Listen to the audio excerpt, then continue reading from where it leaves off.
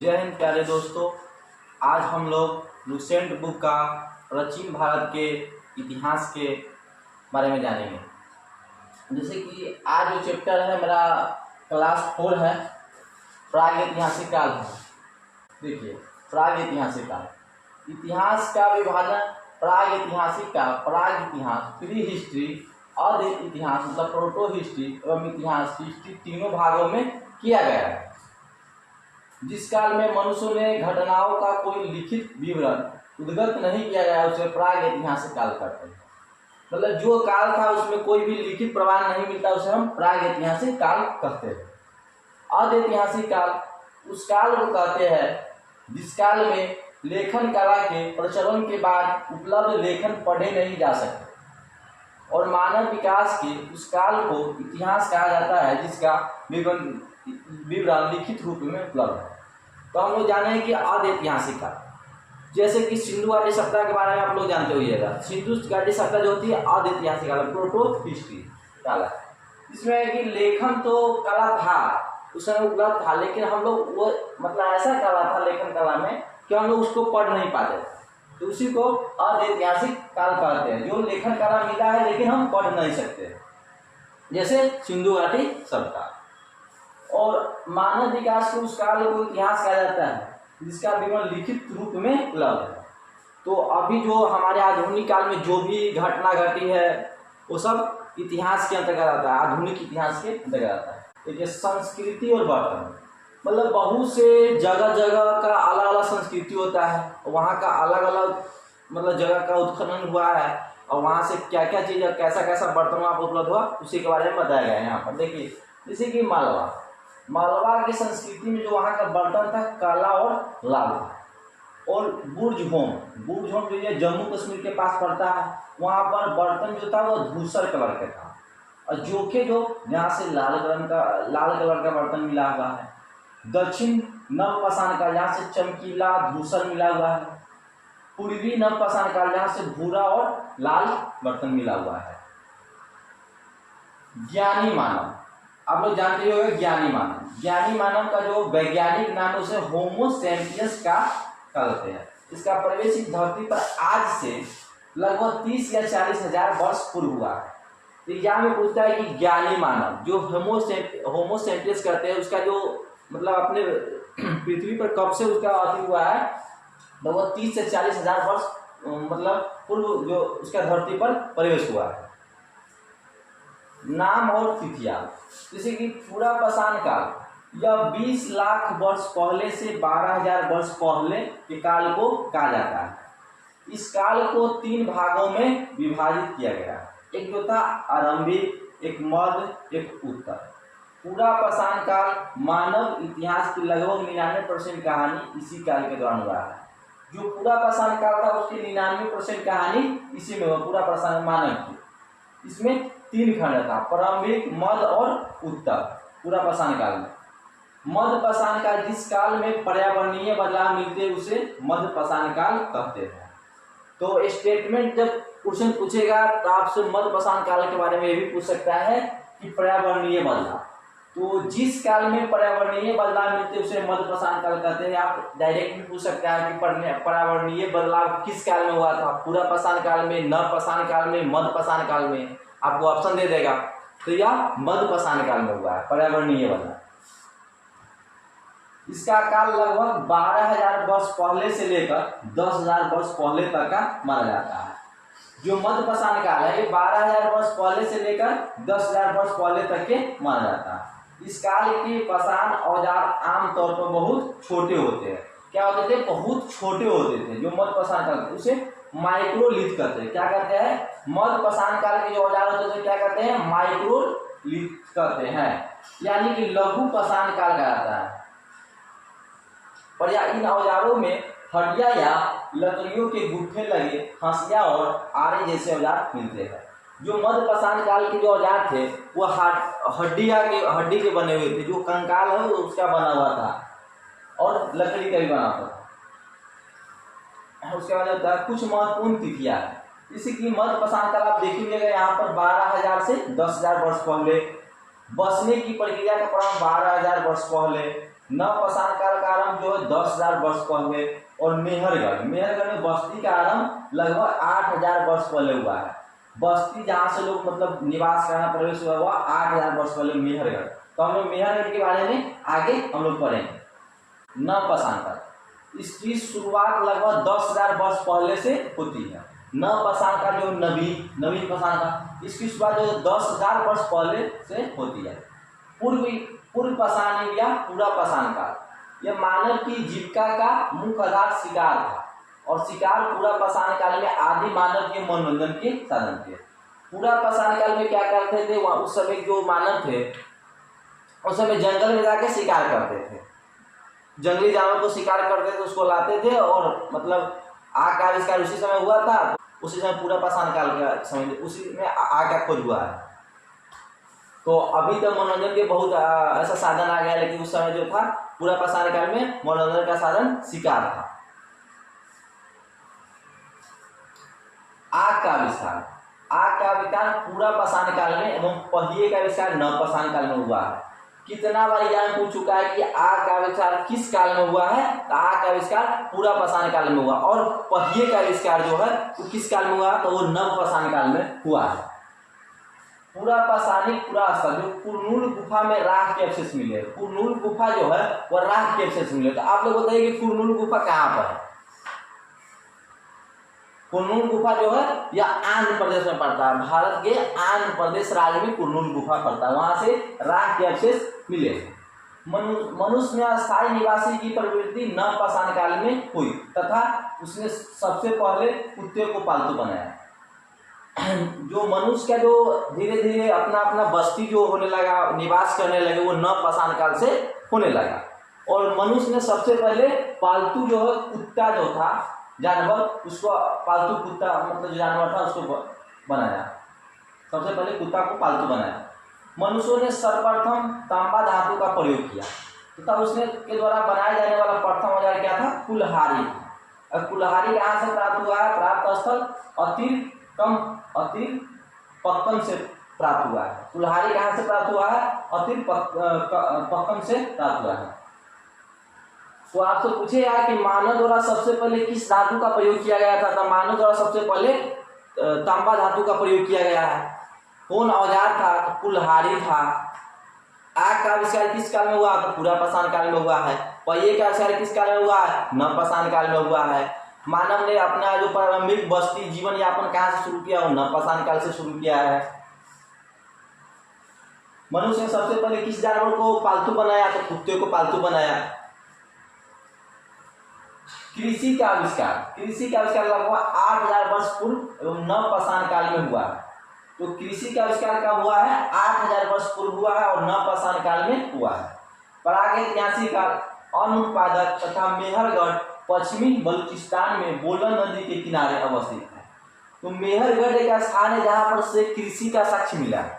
तो मेहरगढ़ कहाँ पर पड़ता है, तो मेहरगढ़ जो है बलूचिस्तान, अभी जो देश था, अभी देश है बलूचिस्तान, वहीं से मेहरगढ़ का प्रमाण मिलता है। किस नदी के किनारे, बोलन नदी के किनारे पड़ा है, अवस्थित है। और कृषि के लिए अपनाई गई सबसे प्राचीन फसल गेहूं और पहली फसल है और जौ थी। लेकिन मानव द्वारा सर्वप्रथम प्रयुक्त अनाज चावल है। मानव द्वारा प्रयुक्त अनाज होता है, पूछेगा मानव द्वारा सर्वप्रथम प्रयुक्त अनाज क्या है, तो चावल है। लेकिन जो प्राचीन काल में सबसे पहले खोजा गया था कौन सा अनाज था, तो वह गेहूं और जौ होगा। और मेहरगढ़ जो है नवपाषाण काल से संबंधित है, नवपाषाण काल से संबंधित है। मेहरगढ़ कहाँ से मिला है, बलूचिस्तान से मिला है, बोलन नदी के किनारे मिला है। मेहरगढ़ से कृषि के साक्ष्य मिले हैं। कृषि का प्रथम उदाहरण मेहरगढ़ से प्राप्त हुआ है। लेकिन कोल्डिवा उत्तर प्रदेश का संबंध चावल की प्राचीनतम साक्ष्य से है। कोल्डिवा जो है हमारे भारत के उत्तर प्रदेश में है, जहाँ से चावल के बारे में डायरेक्ट आपसे पूछेगा कि चावल के मतलब कहाँ से प्राप्त हुआ है चावल, प्राचीनतम चावल, तो वो कोल्डिवा से, जो उत्तर प्रदेश में पड़ता है। कोल्डिवा ऐसा कहाँ है, उत्तर प्रदेश में, मेहरगढ़ बलूचिस्तान में पड़ता है।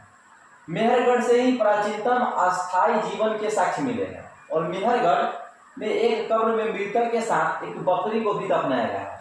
मेहरगढ़ स्थान से जैसे कि आदमी को जब दफनाया गया था, आदमी मर जाता है उसको दफनाया जाता है, उसके साथ में बकरी को भी दफनाया गया, वहां से उसका साक्ष्य मिला है।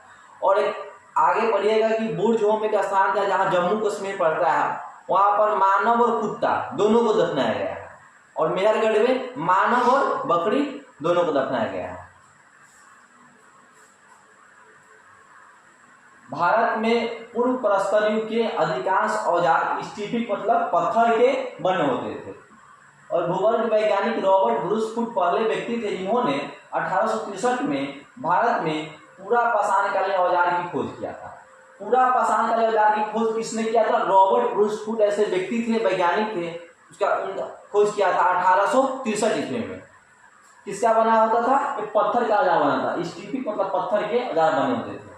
पलावरम नामक स्थान होता है, पलावरम नामक स्थान पर प्रथम भारतीय पूरा पाषाण कलाकृति की खोज किया है।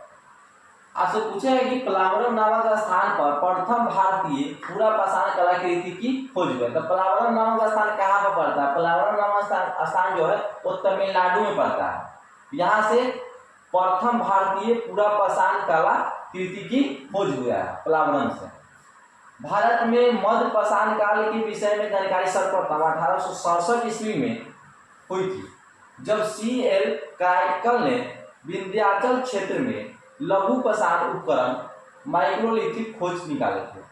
और भारत में मानव अस्तित्व मध्य पाषाण काल से ही सर्वप्रथम प्राप्त होने लगा। भारत में नव पाषाणकालीन सभ्यता का प्रारंभ ईसा पूर्व 4000 के लगभग हुआ है। भारत का सबसे प्राचीनतम नगर मोहनजोदड़ो था, जिसका होता है मृतकों का टीला। मोहनजोदड़ो उसका क्या कहते हैं? मृतकों का टीला कहते हैं। तो आप लोग बताइए कि मोहनजोदड़ो जो है वो किस नदी के किनारे है? असम का सेतबुत जो भारत में पाया जाने वाला एक मानव कपी है। इनाम गांव राम पाषाण युग का एक या चारकोलिथिक युग की एक बस्ती है, जिसका संबंध जर्गो संस्कृति से है। कितना बार यहाँ पूछ चुका है कि इनाम गांव किस संस्कृति से संबंधित है? जर्गो संस्कृति से संबंधित है। तो आप लोग बताइए कि इनाम गांव किस राज्य में पड़ता है? इनाम गांव किस राज्य में पड़ता है? जो इनाम गांव है वो त्राम पाषाण युग या चारकोलिथिक युग की एक बस्ती है, जिसका संबंध जर्गो संस्कृति से है। इनाम गांव आपको बता देते हैं यह महाराष्ट्र में पड़ता है। अब जो है एग्जाम का पैटर्न कुछ अलग हो गया है। अब डायरेक्ट आपसे नहीं पूछा कि इनाम गांव किस संस्कृति से संबंधित है, आपसे पूछेगा कि इनाम गांव किस राज्य में पड़ता है, किस संस्कृति से संबंधित है, किस युग की सत्ता है, इससे पूछेगा। तो यह ताम्र पाषाण युग की सत्ता है, जर्गो संस्कृति से संबंधित है, इनाम गांव महाराष्ट्र में पड़ता है। भारत में शिवालिका की पहाड़ी से जीवाश्म का प्रमाण मिलता है। शिवालिका की पहाड़ी से किसका प्रमाण मिलता है? जीवाश्म का प्रमाण मिलता है। वर्ष 1867-68 में पहली बार भारत में शैल चित्रों की खोज आर्कियोबोल्ट क्राइकल ने किया था। शैल चित्रों की खोज किसने किया था? 1867 से 68 ईस्वी में आर्कियोबोल्ट क्राइकल ने किया। भीमबेटका की गुफा आप लोग जानते हुए मध्य प्रदेश में पड़ता है।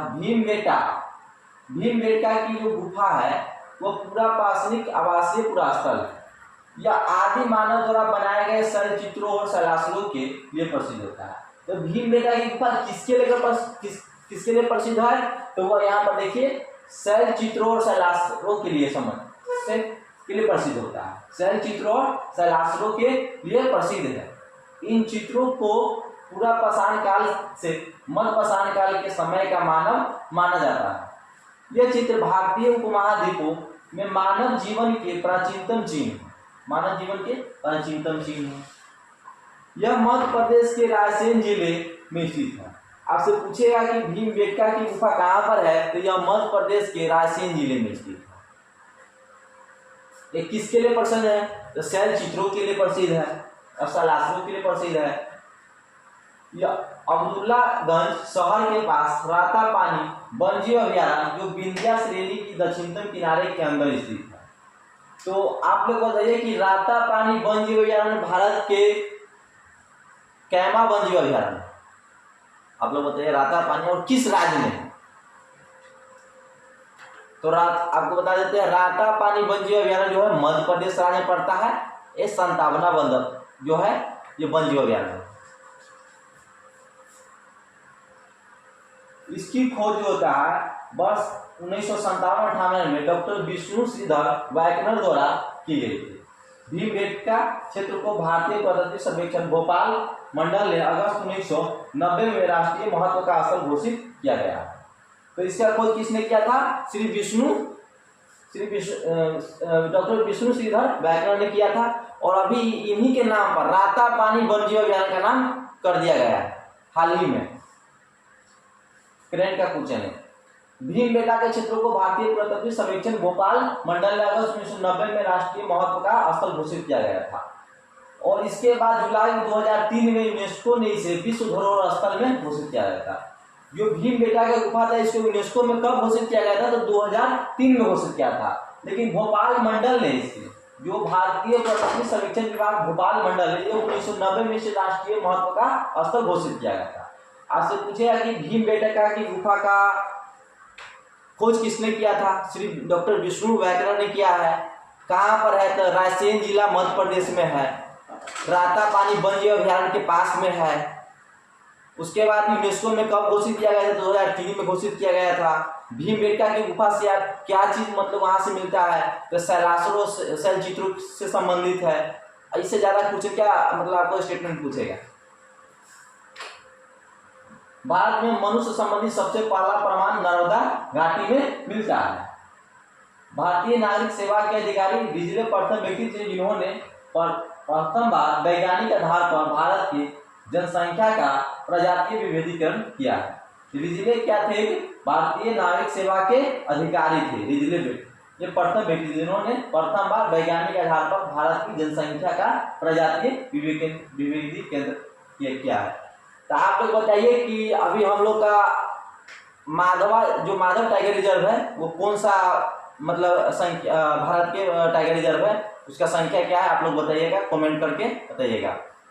तो आप लोग का वीडियो कैसा लगा? लाइक शेयर कमेंट कीजिए और अपना कमेंट में अपना सुविचार प्रकट कीजिए। जिसका और कोई भी डाउट अगर पूछना हो तो कमेंट कीजिए, आपको बताया जाएगा। और डेली ये क्लास चलेगी, आपको अच्छे तरीके से लुसेंट को आसानी ढंग से आपको पढ़ाया जाएगा। जय हिंद, जय भारत, धन्यवाद।